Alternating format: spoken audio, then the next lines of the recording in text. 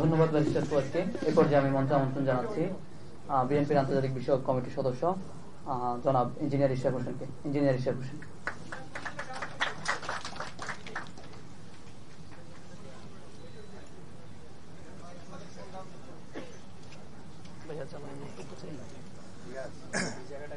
বিসমিল্লাহির রহমানির রহিম।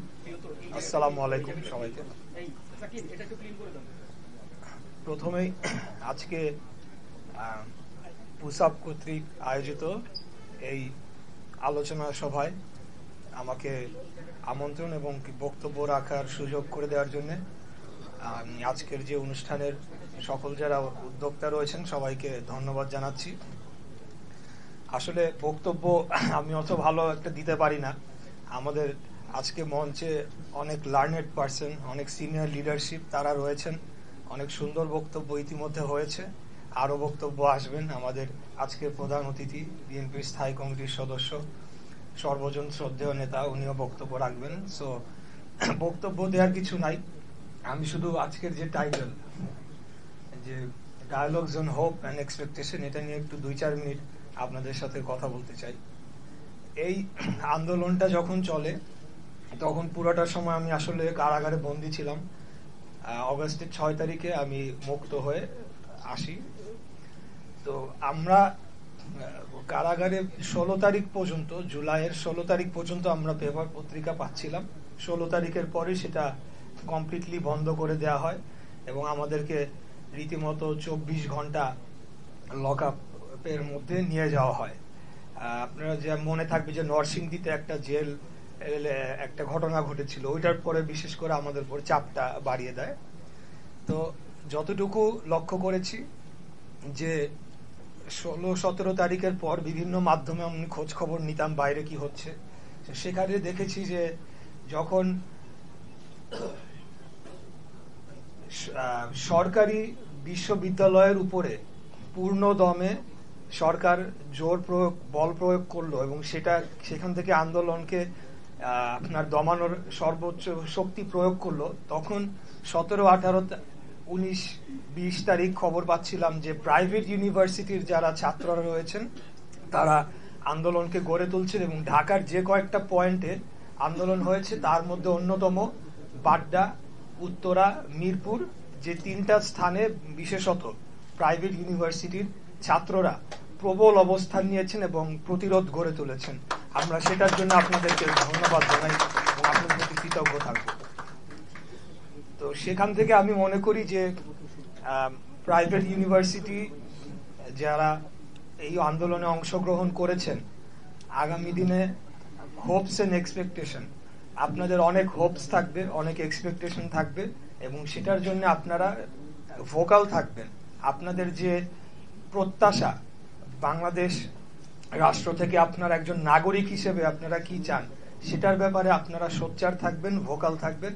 তাহলে আমি মনে করি যে আগামী দিনে আপনাদের বিষয় বা আপনাদের কথাগুলো গুরুত্ব সহকারে আগামী দিনে রাষ্ট্র পরিচালনায় যে যারাই আসুক, এখন অন্তর্বর্তীকালীন সরকার রয়েছে, আমরা আশা রাখি যে আগামীতে একটা নির্বাচিত সরকার ক্ষমতায় আসবে, আপনাদের প্রত্যাশাগুলো যাতে সেখানে ম্যান্ডেটেড হয়, ওটা অন্তর্ভুক্ত করা হয়, সেটা আমি অত্যন্ত গুরুত্বপূর্ণ বলে মনে করি।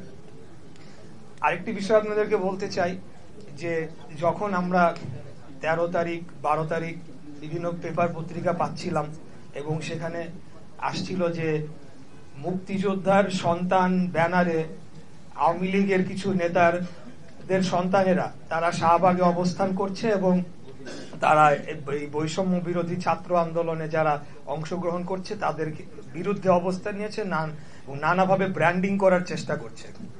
তখন আসলে মনে হচ্ছিল যে কোনোভাবে যদি আজকে আমি জেলখানার বাইরে থাকতাম, আমি গিয়ে ওদের ঘাড় ধরে বলতাম যে তাদেরকে কি মুক্তিযুদ্ধের একক লাইসেন্স দেয়া হয়েছে, তারাই কি মুক্তিযোদ্ধার সন্তান, তারা কেন এই ধরনের কথাবার্তা বলে, আমরা যারা মুক্তিযোদ্ধার সন্তান রয়েছি, আমার বাবা একজন মুক্তিযোদ্ধা ছিলেন, মানে আমাদেরকে লজ্জিত করছেন, এরপরে আমরা মুক্তিযোদ্ধার সন্তান বলে নিজেকে পরিচয় দিতে লজ্জা বোধ করবো, এরকম পরিস্থিতি তৈরি করছে এবং আলটিমেটলি তাই কিন্তু গিয়ে হয়েছে। সেই ধরনের একটা পরিস্থিতি তৈরি হয়েছে যখন স্লোগান শুরু হয়ে গিয়েছে যে আমি কে তুমি কে, রাজাকার রাজাকার। তো আমি এটাই বলতে চাই যে বিগত দিনের আওয়ামী ফ্যাসিবাদী সরকার এবং এই শেখ পরিবার তারা যেভাবে বাংলাদেশকে নিজের রাজত্ব, নিজের জমিদারি হিসেবে তৈরি করেছিল, সেটারই কিন্তু একটা আউটবার্স্ট আমরা 15 বছর 16 বছর এবং আলটিমেটলি এই বৈষম্য বিরোধী আন্দোলনের মাধ্যমে আমরা দেখলাম যে জুলাই আগস্ট মাসে সেটা প্রতিফলিত হয়েছে। এই যে বৈষম্যটা করা হয়েছে, মানে Awami League versus rest of the country, এইভাবেই বৈষম্যটা তো তৈরি হয়। আওয়ামী লীগ, ছাত্রলীগ বা শেখ পরিবার হলে 7 খুন মাফ, যা ইচ্ছা তাই আমরা করতে পারবো এবং আমাদের সকল লাইসেন্স রয়েছে, আমাদের ক্ষেত্রে কোনো আইনের প্রয়োগ হবে না।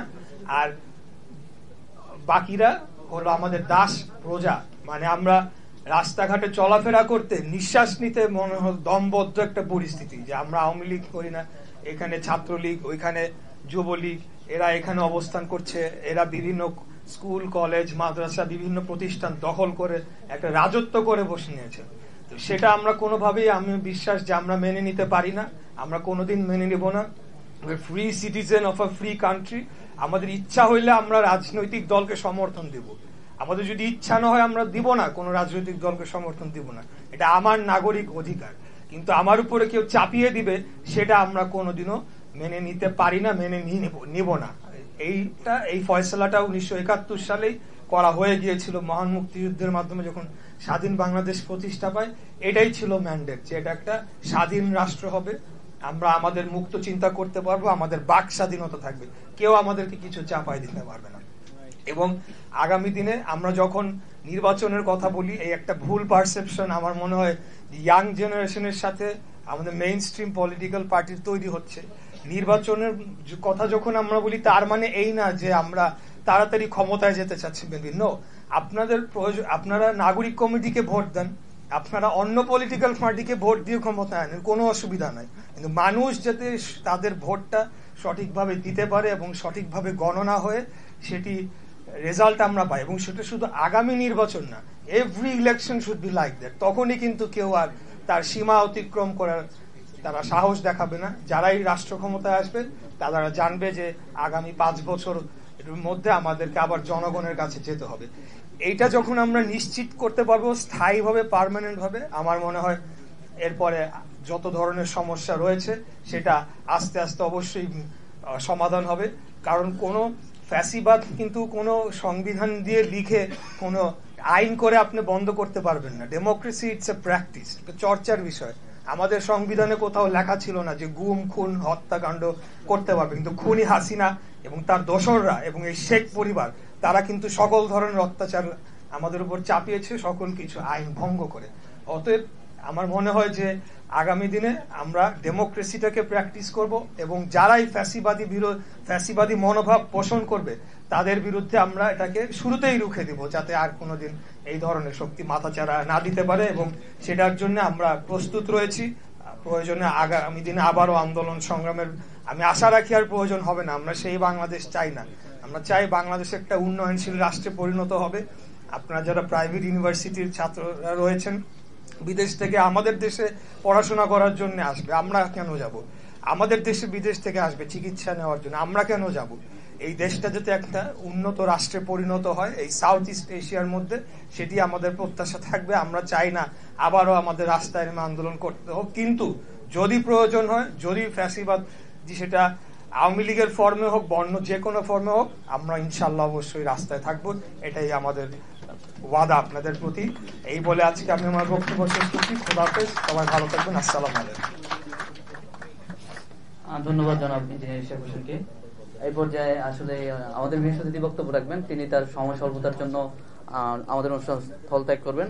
তো আমি আসলে আমাদের আজকের প্রোগ্রামের বিশেষ অতিথি বাংলাদেশ জামাত ইসলামের কেন্দ্রীয় সুরা সদস্য এবং সহকারী সেক্রেটারি জেনারেল সাবেক এমপি মাওলানা রফিকুল ইসলাম খানকে তার মূল্যবান বক্তব্য নিয়ে আসার জন্য অনুরোধ করছি। মাওলানা